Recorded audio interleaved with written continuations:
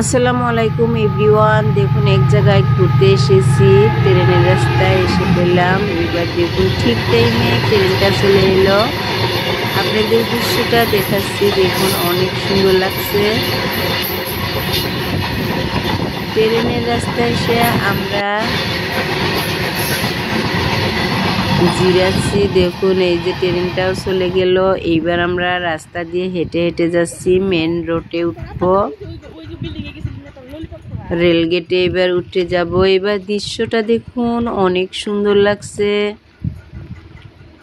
দৃশ্যটা আপনাদের দেখালাম। এবার অলরেডি পাকঘরে ঢুকে গেলাম।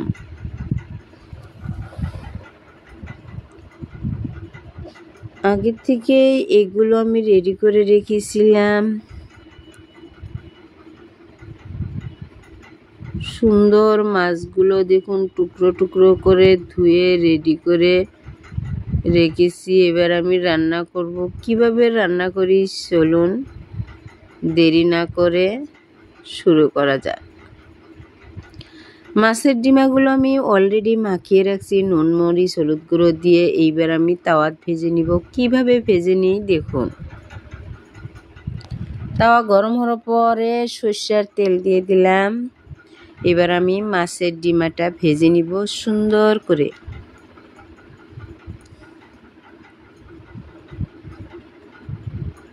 এবার এর মধ্যে মাছের ডিমা দিয়ে দিলাম।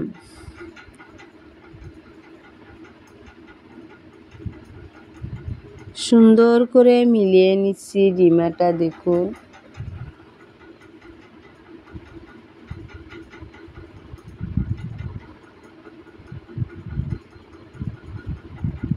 আমার চ্যানেলে যে নতুন এসেছেন লাইক কমেন্ট করে যাবেন।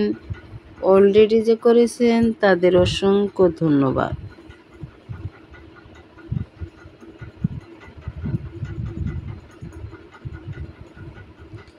এবার ঢাকনা দিয়ে ঢেকে রাখলাম। দেখুন অনেকটা সুন্দর হয়েছে, কালারটাও অনেক সুন্দর হয়েছে। দেশ ও দেশের বাইরের থেকে যে প্রান্তের থেকে আমার ভিডিওটি দেখেছেন তাদের অসংখ্য ধন্যবাদ। এবার আমি একবারে উল্টে দিলে ভেঙে যেতে পারে, সেই জন্য আমি খুন্তি সেজে কেটে কেটে নিয়ে আমি ডিমাগুলো উল্টে দিচ্ছি। সুন্দর করে উল্টে দিয়ে আবার অল্প তেল দিয়ে দিলাম। এবার আমি টুকরো টুকরো করে কেটে নিব। সুন্দর করে টুকরো টুকরো করে কেটে নিচ্ছি। দেখুন অনেকটা কালার চেঞ্জ হয়েছে, দেখাতে অসাধারণ। এবার আমি নামিয়ে নিলাম। এবার আমি একটা কড়াহি দিয়ে দিলাম, তেলও দিয়ে দিলাম। কড়াহি গরমের পর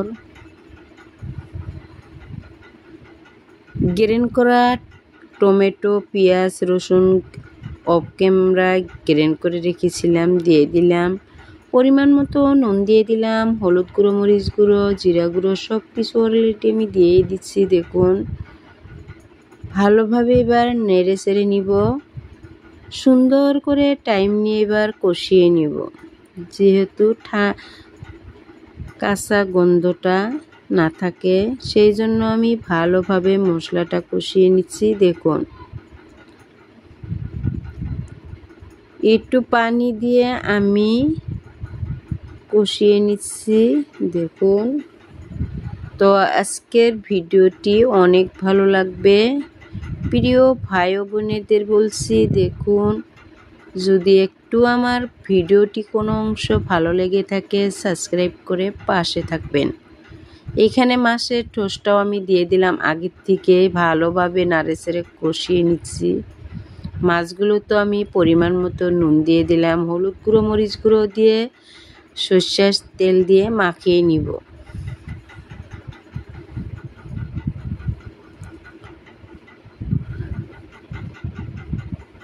দেখুন সুন্দরভাবে আমার মশলাটা কষিয়ে নেওয়া হয়ে গেছে।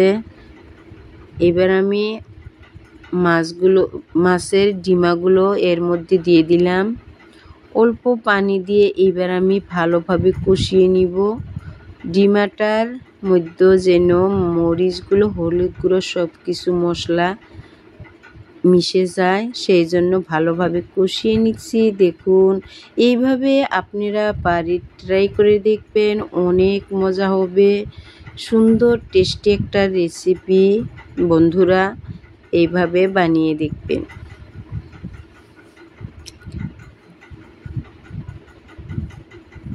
সুন্দর করে পানি দিয়ে কষিয়ে এবার আমি ঢাকনা দিয়ে ঢেকে রাখবো।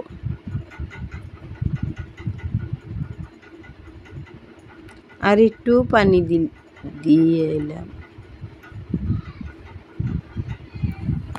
এবার নেড়ে চেড়ে ঢাকনা দিয়ে ঢেকে রাখবো।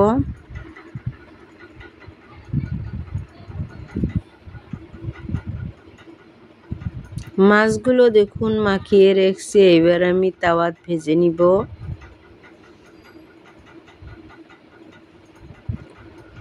সুন্দর করে সবগুলো মাছ আমি একবারে দিয়ে দিচ্ছি। দেখুন, তেলে ভেজে নিব। এবার আমি ধনিয়া পাতা দিয়ে দিলাম। প্রায় মাছের ডিমাটা আমার হয়ে এসেছে। এবার আমি উল্টা পাল্টা করে মাছগুলো তেলে ভেজে নিচ্ছি।